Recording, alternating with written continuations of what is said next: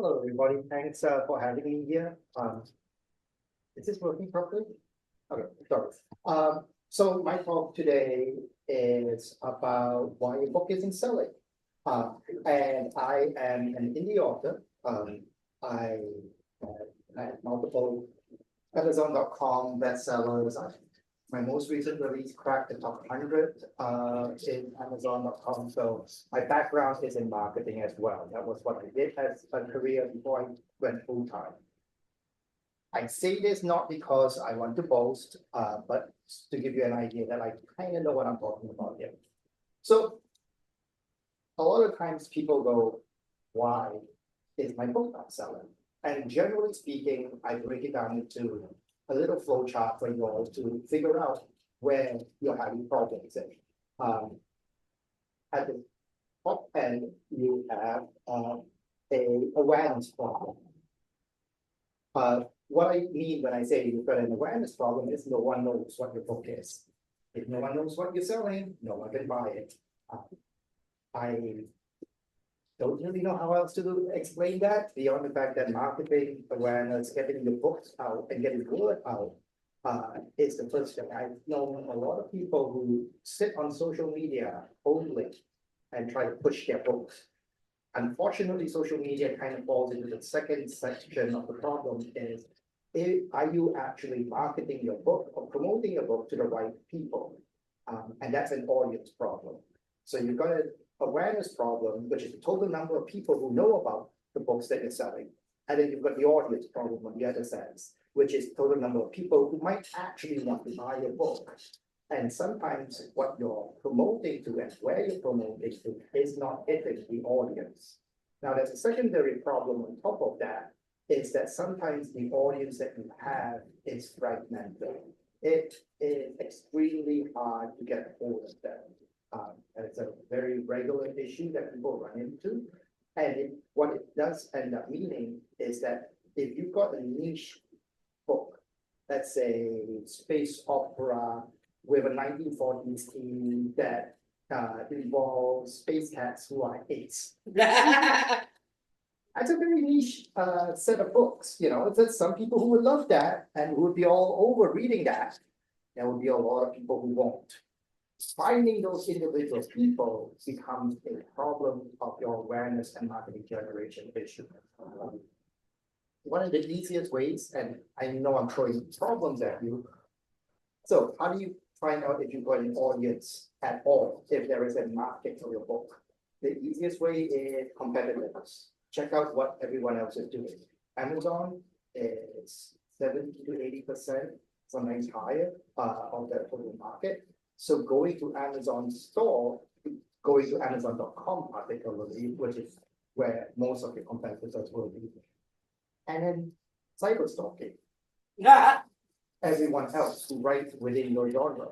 The things that you want to look at is the number of reviews that they have. If they have very few reviews, and these are the best sellers within your genre, the people that everyone else who read the types of books that you're writing don't have, that's probably not a good sign for the total audience or their ability to reach that audience. The other side of the equation is underneath every product page, you scroll all the way to the bottom, they have a ranking, Amazon.com ranking. Each of those rankings indicates how many books they, not really how many books they sold, but what the ranking of the book is compared to every other book that is sold. So the book that is ranked number one is the book that has sold the most on Amazon that day. Not technically that day, it gets complicated, but it's close enough for this purpose. So generally speaking, you want to see books at least, especially the top ranking ones, hopefully within the top 100,000 books. Anything less than a top 100,000 means that you're selling probably one book a week, maybe, on Amazon.com, maybe. And that's not very good if that's the best seller in your genre at that moment. If you are looking at things like wider genres that are easier to look at, space opera, military, sci-fi, obviously, military, fantasy and sci-fi fans, so I'm going to use those examples. But rom-coms, if you look at those, Amazon has categories for those. You can click on those categories and take a look at the top 100 people. You will see that their ranks are much, much higher, generally speaking. Those are great people. They are also a great example of people to go and cyberstalk further to figure out what they're doing for marketing. So step one, awareness problem. Figuring out whether or not you have a market and whether or not people within your market are learning about the books. Step two, distribution.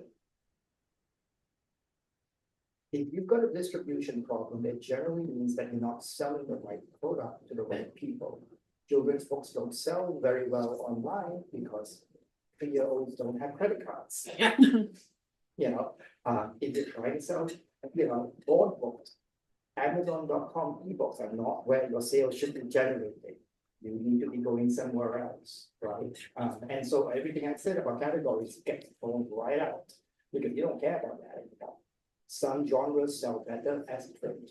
Some genres sell better as ebooks. Some genres, like some of mine, sell better as audiobooks, right? Distribution is very important. The other side of it is whether or not you want to be in Kindle Unlimited or whether or not you want to be wide.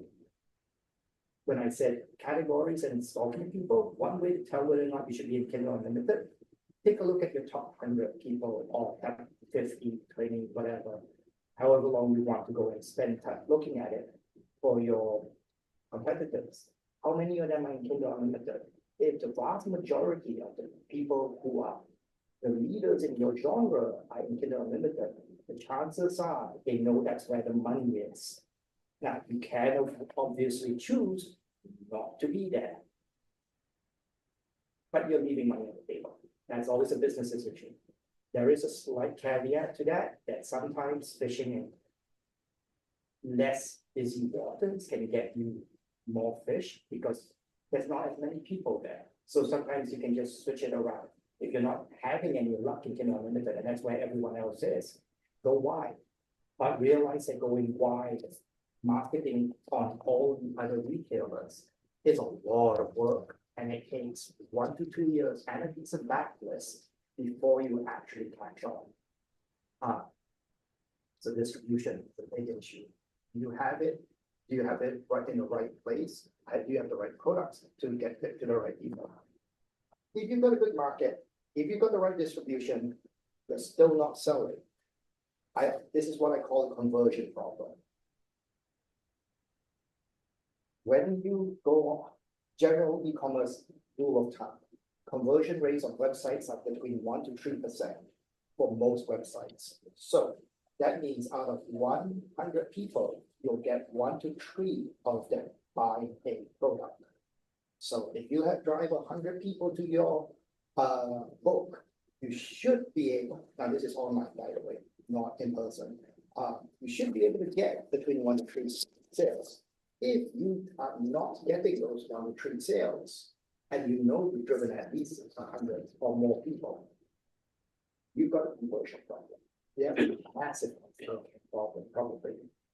The top 3 things that are likely to cause you issues with conversions: your cover, your title, your blurb, literally in that order. I cannot tell you how many people whose books I've looked at and went, your problem is your cover. And when I say problem, I'm not saying the cover is ugly or the cover is not good art. You can have good art and bad cover, because especially when you're selling online, you are trying to get sales for something, for a cover that has to be to sell to someone with about that big. That's the thumbnail that they're looking at. And a portion of that time, that thumbnail is going to be in black and white. So that's not very great if your cover doesn't have enough shades and you can't read the text in black and white. It's boring. They'll skip right past it. You have less than a fraction of a second to make someone stop and look and go in. That's what a cover is. It's a billboard. It's a giant advertisement. That should be glaring.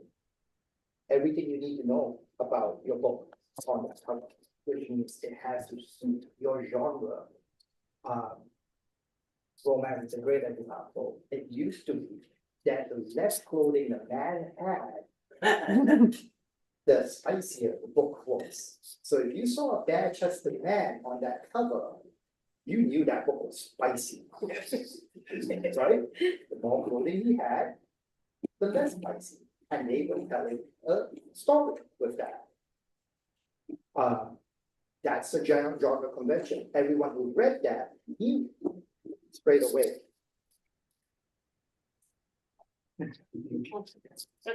Sorry. A lot of we tell the yours the cover is correct. It's again, stop your competitors. See what everyone else is using for your covers. Is that everyone standing around, with a sword staring at a dragon, or a big monster. That's the genre, that's the cover that everyone is using. You can use similar themes to tell the same story. That's an epic fantasy, single POV protagonist kind of thing. Rom-com right now is using very much cartoon covers.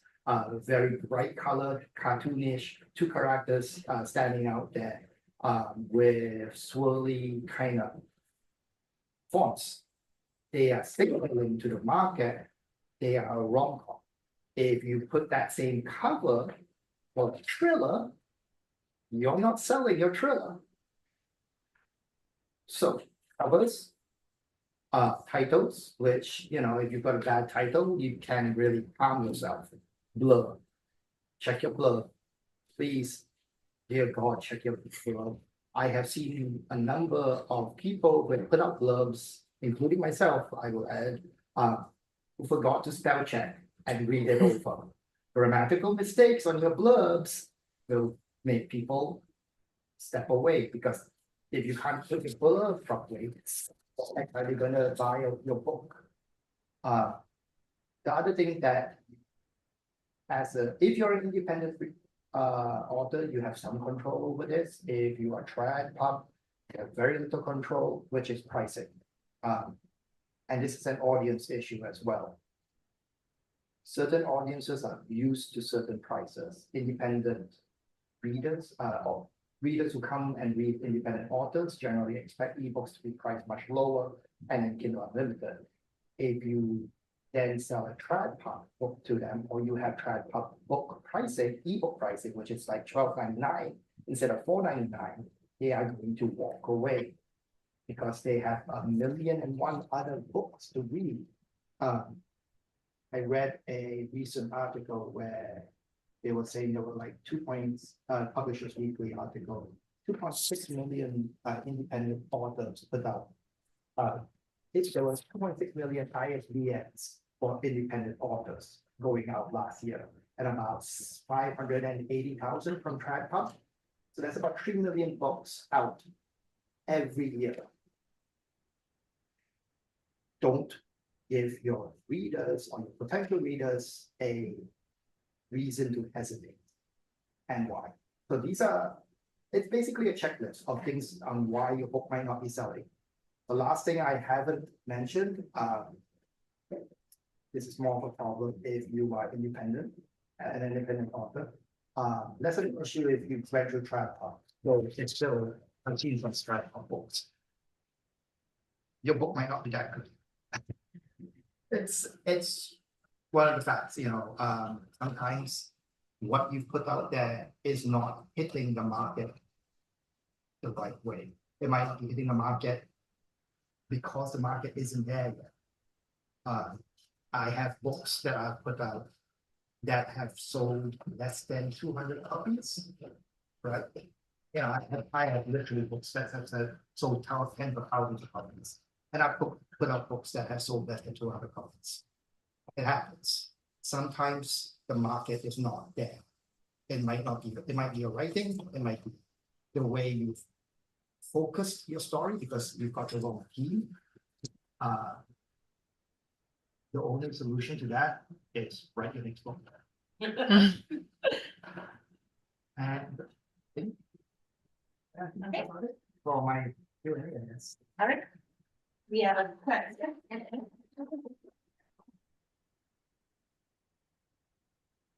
Questions from the audience? Any questions? No? Okay. I'll ask one. So this was a lot about like online selling of your book and Amazon selling of your book, but like, what about in person? Like, do you go to cons and go to, I don't know, like this? Like, what about in person selling or other like non-digital ways? I don't do a lot of in-person sales. I'm so bad that I forgot to even bring my own books and stuff. There are two reasons why I don't do a lot of, well, there's a few reasons.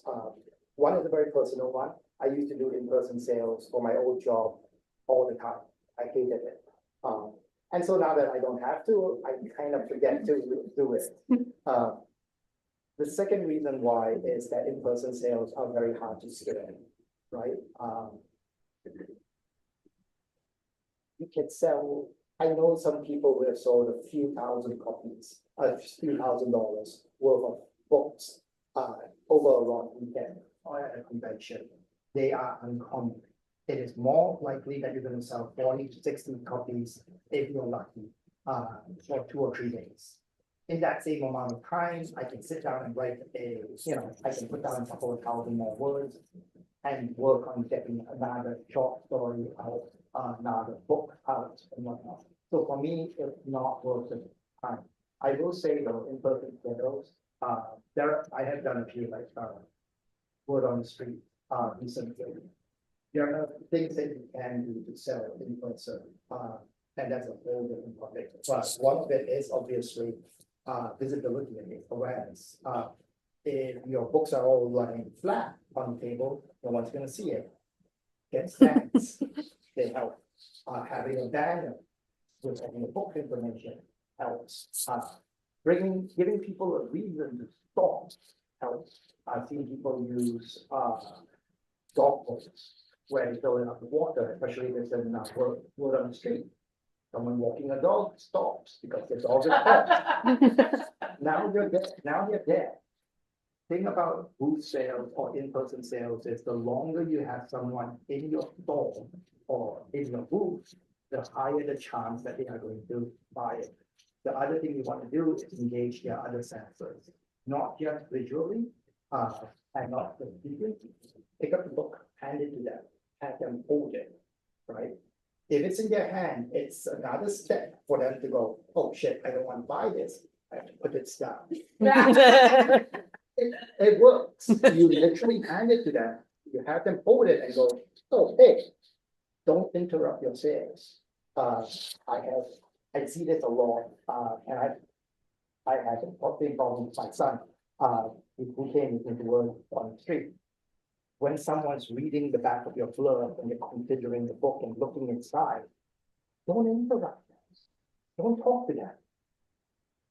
They are making a decision, they're looking at it and feeling it. If they are starting to put it down, if they're like, oh, you can see that decision-making process go in their head and stop and go, oh yeah, maybe not.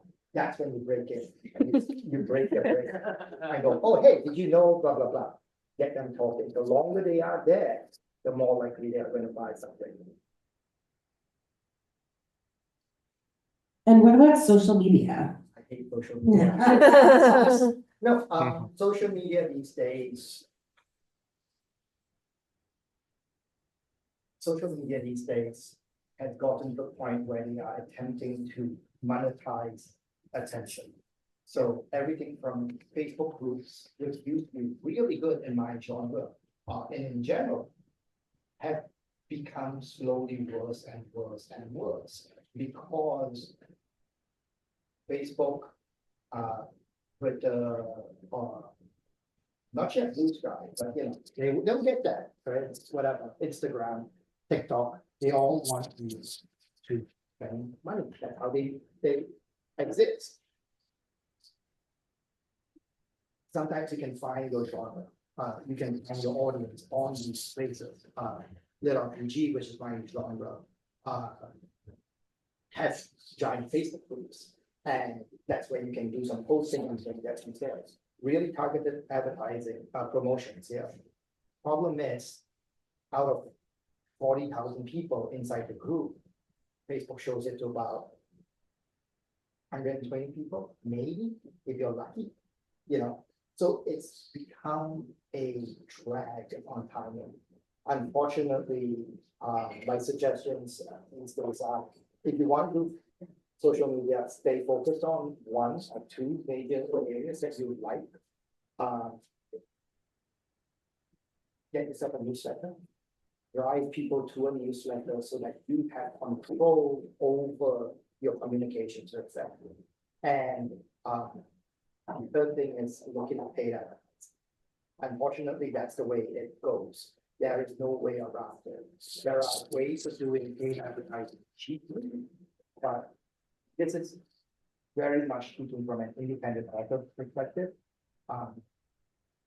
It makes no sense to do paid advertising until you have a bandwidth, because there is no return on investment.